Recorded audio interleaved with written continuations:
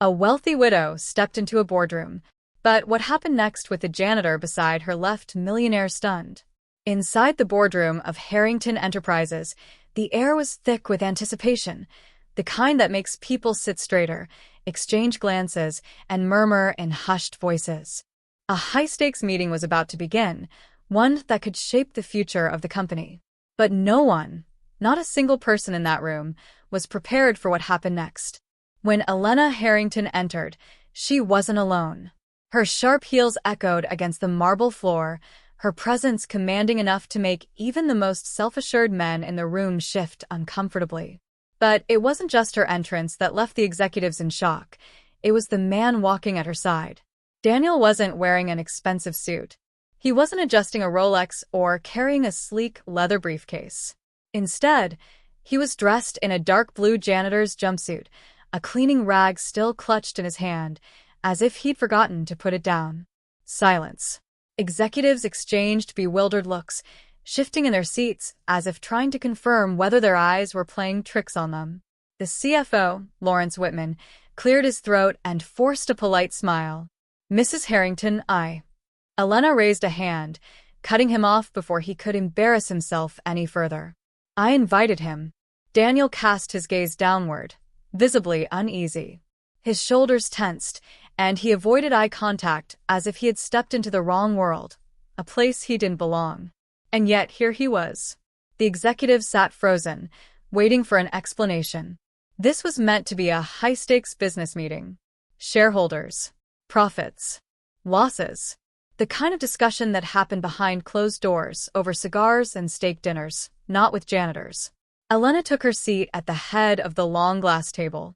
She tilted her head slightly, almost as if she enjoyed the discomfort lingering in the room.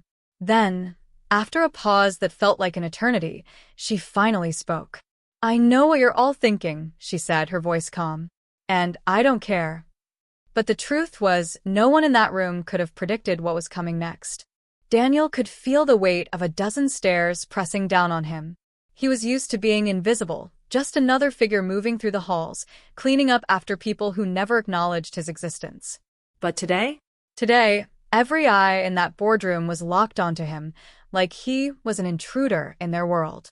He shifted uneasily, gripping the rag in his hand, wishing he could disappear. But Elena wasn't about to let that happen. She leaned forward, lacing her fingers together on the table. "I'm sure some of you are wondering why I asked Daniel to be here today," she said, her gaze sweeping across the room. "Well, let me tell you a story." Un concierge ou un expert en finance. Quelques semaines plus tôt, Elna passait par le 6e étage, un étage où elle ne mettait presque jamais les pieds. Elle se rendait à une réunion quand elle entendit une conversation inhabituelle. Ce n'était pas du bavardage anodin. Ce n'était pas un employé qui se plaignait de sa journée. Non. C'était une discussion sur les investissements. Curieuse, elle s'arrêta. D'abord, elle pensa que l'un de ses conseillers financiers s'était trompé de salle. Mais non. La voix était inconnue. Stable. Réfléchie. Le genre de voix qui appartient à quelqu'un qui sait vraiment de quoi il parle. Elle s'approcha. Non, ce n'est pas le bon moment pour investir dans cette action, disait la voix. À court terme, ça peut rapporter, mais regardez les tendances du marché. Le vrai argent se trouve dans les actifs sous-évalués. Regardez ce qui s'est passé en 2008. Les gens pensaient pouvoir surfer sur la vague, mais seuls les plus malins savaient où placer leur argent après la tempête. Elena Franca Les Sourcils. Elle jeta un coup d'œil dans la salle de repos et vit Daniel, assis à une table, expliquant calmement des concepts financiers complexes à un autre concierge. Elle resta là 15 minutes à écouter, fascinée. Son discours n'avait rien à voir avec le jargon des banquiers de Wall Street qui essaient d'impressionner leurs clients. Non. Ses explications étaient claires. Pratiques. Celles de quelqu'un qui comprenait vraiment l'argent. Mais, pourquoi un concierge parlait-il comme un gestionnaire de hedge fund? Elle entra dans la salle. Daniel s'interrompit immédiatement, son visage devenant livide. Il avait l'air d'un gamin pris en flagrant délit. Où avez-vous appris tout ça? Demanda-t-elle d'une voix neutre. Un silence. Ses doigts tapotèrent nerveusement la table. Puis, il soupira. Mon père avait une petite entreprise, finit-il par avouer. Il m'a tout appris sur la finance. Mais quand il est décédé, j'ai dû arrêter mes études.